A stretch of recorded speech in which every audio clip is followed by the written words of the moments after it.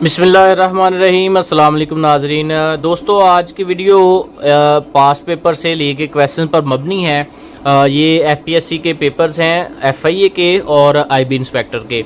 तो इंशाल्लाह इसमें मैं आपको कम्प्लीटली समझाऊंगा कि ये सवाल जो पास्ट पेपर में आए हुए इनको कैसे सॉल्व करना है, और इसी तरह के क्वेश्चन जो आपको नेक्स्ट पेपर्स में आएंगे वो भी आप आसानी के साथ हल कर सकेंगे। तो सबसे पहले तो हम ट्रेन प्रॉब्लम्स का पहला सवाल लेंगे। ट्रेन प्रॉब्लम्स की कंप्लीट मैंने वीडियो बनाई हुई है, इसकी दो कैटेगरीज मैंने आपको समझाई हुई हैं।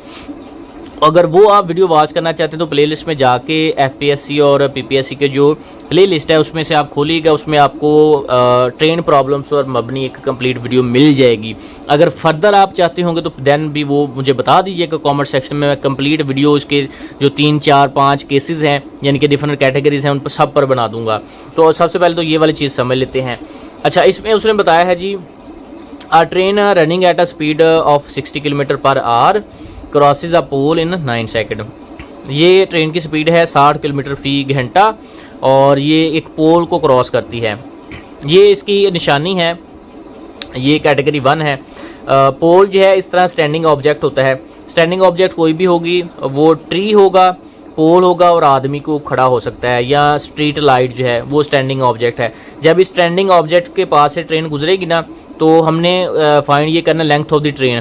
तो लेंथ ऑफ द ट्रेन जो है वो basically distance covered by the train वो होता है। ठीक है, तो यहाँ पर आपने बेसिकली फार्मूला लगाना है, distance is equal to speed multiply by time.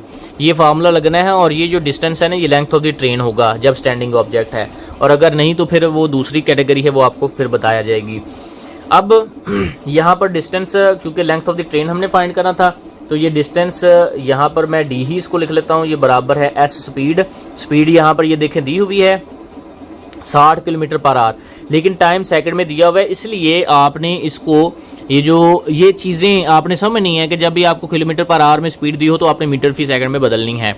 कैसे बदलनी है ये याद रख लें। सिंपली एक डायरेक्ट आपको कुलिया बताता हूँ, किलोमीटर फी घंटा से आपने मीटर फी सेकंड में आना है तो सिंपली आपने जब भी किलोमीटर फी आवर से इसको मीटर फी सेकंड में बदलना है तो उसको 5/18 से आपने डिवाइड कर देना है, 5/18 से आपने मल्टीप्लाई कर देना है। तो 5/18 से इसको आपने मल्टीप्लाई कर दिया तो ये अब पूरी रकम जो है ये कन्वर्ट होगी है मीटर फी सेकंड में। आगे है जी ज़रब टाइम, तो टाइम यहाँ पर 9 सेकंड दिया हुआ तो 9 यहाँ पर लिख दिया। ठीक है, अब इसको जी हल कर लें। तो 9 एक बार 9, 9 2 बार 18 और 2 ने इससे डिवाइड किया तो ये 30 आ गया, मल्टीप्लाई बाय ऊपर जो है 5 है तो 5 3 बार 15, ये 150। तो डिस्टेंस जो है यानी कि लेंथ ऑफ द ट्रेन जो है 150 मीटर है, 150 मीटर। ये हमारा राइट इसका आंसर आ गया। ये कब इस तरह से आपने करना है, जब भी कोई स्टैंडिंग ऑब्जेक्ट होगी, पोल होगा, मैन कोई खड़ा है, आदमी को खड़ा है, ट्री है, स्ट्रीट लाइट है, इस तरह से कोई भी कैटेगरी होगी तो तब आपने ये वाला कुलिया इस्तेमाल करना है। यही फार्मूला होगा सब कैटेगरीज में, लेकिन जो डिस्टेंस होगा वो लेंथ ऑफ द ट्रेन कहलाएगा। ठीक है जी, ये सवाल नंबर 1 हो गया हमारा कंप्लीट। अब आते हैं अलजबरा प्रॉब्लम्स पर। इसमें कहा if 1/3 of 1/4 of a number is 15। 1/3 of 1/4 of a number, एक नंबर का 1/4 का 1/3। अब ये नंबर है, इसकी ये पीछे 2 कैटेगरीज बताई हुई हैं कि इतना उसका निकालना है, नंबर नहीं बताया हुआ, इसलिए आप नंबर को एक्स फर्ज कर लें। ऑफ की जगह ज़रब लगाते हैं। 1/4 का मतलब होता है 1/4 और फिर पीछे ऑफ है, यहाँ पर ज़रब लगाया 1/3 1/3, 1/3 1/3, 1/4 1/4, ऑफ आ नंबर एक्स है। इज़ का मतलब होता है इक्वल, यहाँ पर इक्वल टू 15 कर दिया। तो ये 4 3 बार 12, 1/12 एक्स ये बराबर है जी 15 के। 12 इधर आके मल्टीप्लाई करेगा, 12 5 बार 60, सिफर आ गया 6 साल, 12 एक बार 12 और 6 18। लीजिए ये हमारे पास नंबर आ गया 180। अब आगे उसने कहा देन 3/10 ऑफ दैट नंबर, उस नंबर का 3/10 ऑफ दैट नंबर, 180 का 3/10 बताएं। ये सिफर इस सिफर से उड़ गया, 18 3 बार 54 54, तो उस नंबर का 3/10 जो है वो 54 है। This is our right answer कि उस नंबर का जो 3/10 है वो 54 है। तो इस तरह से आपने ये देखें, जहाँ पर भी ये TH आएगा ना, ये 1/3 1/4 1/5 या इस तरह से ये 3/10 है, तो यहाँ पर भी TH आ रहा है, इसका मतलब आपने डिवीजन में लिखना है वो वाला नंबर। 3 ऊपर, 10th का मतलब 10 नीचे, 1/3 या 1/3 है तो 1 ऊपर और 3 नीचे, 1/4 है 1 ऊपर 4 नीचे।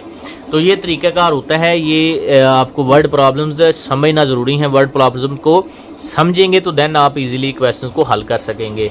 ठीक हो गया। अब इसका वीडियो को लास्ट सवाल निकालते हैं। एजेस पर एज प्रॉब्लम जो होती हैं वो वाला सवाल है। अब देखें सवाल की स्टेटमेंट है, A is 2 years older than B who is twice as old as सी।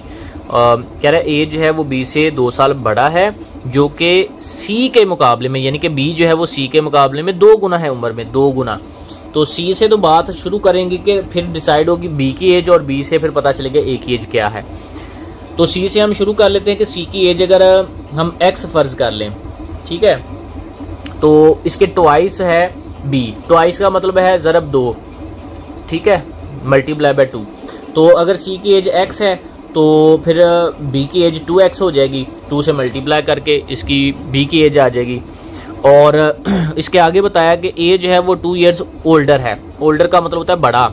जहाँ पर भी ओल्डर आएगा, यंगर आएगा, ओल्डर आएगा तो प्लस, यंगर आएगा तो माइनस करेंगे। ओल्डर है जमा करेंगे 2 साल बड़ा है, तो ये बी की उम्र है तो इससे ए जो है वो 2 साल बड़ा है, यानी कि 2x में जमा कर ले 2 तो ये ए की उम्र आ जाएगी। ये ए है, ये बी है, ये सी है, क्योंकि उसने बताया कि सी से 2 गुना बी है और बी से 2 साल ओल्डर, 2 साल बड़ा जो है वो ए है।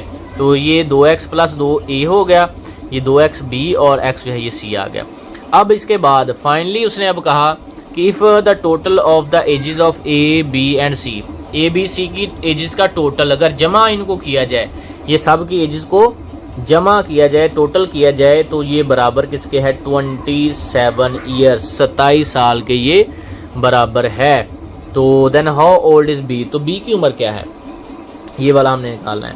अब इसको जमा कर लेते हैं, 2x और 2x 4x और ये 5x, 5x जमा 2 ये बराबर है 27 के।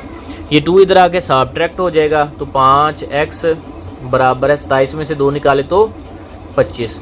अब ये x इधर आके डिवाइड करेगा तो 5 5 का 25। x हमारे पास कितना है जी, 5 आ गया है। 5 किसकी एज थी, सी की, हमने निकालनी किसकी है, बी की एज निकालनी है।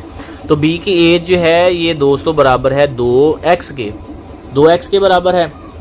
2 यहाँ पर रखा, x हमारे पास 5 है, 2 5 पर 10 ईयर्स। तो बी की एज है वो 10 साल है। ठीक है, तो ये तरीक़ाकार है जैसे पहले उसने स्टेटमेंट बताई हुई थी कि बी जो है वो सी से 2 गुना है और ए जो है वो 2 साल बड़ा है बी से।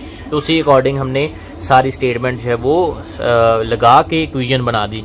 तो ये थी आज की वीडियो। इसमें सबसे पहले तो मैंने आपको ट्रेन प्रॉब्लम्स करवाई, एक कैटेगरी है, आई होप सो आपको समझ आ गई है। उसके बाद जो है अलजेब्रा प्रॉब्लम्स हैं, इसको हम बेसिक अरिथमेटिक भी बोलते हैं, ये वाली आपको क्लियर होगी। बिल्कुल स्टेटमेंट को आपने ध्यान लगाकर समझना है। वर्ड प्रॉब्लम्स यही होती हैं कि आप उनको अच्छी तरह से गौर से समझें। और उसके बाद जो है लास्ट पर एज प्रॉब्लम्स थी।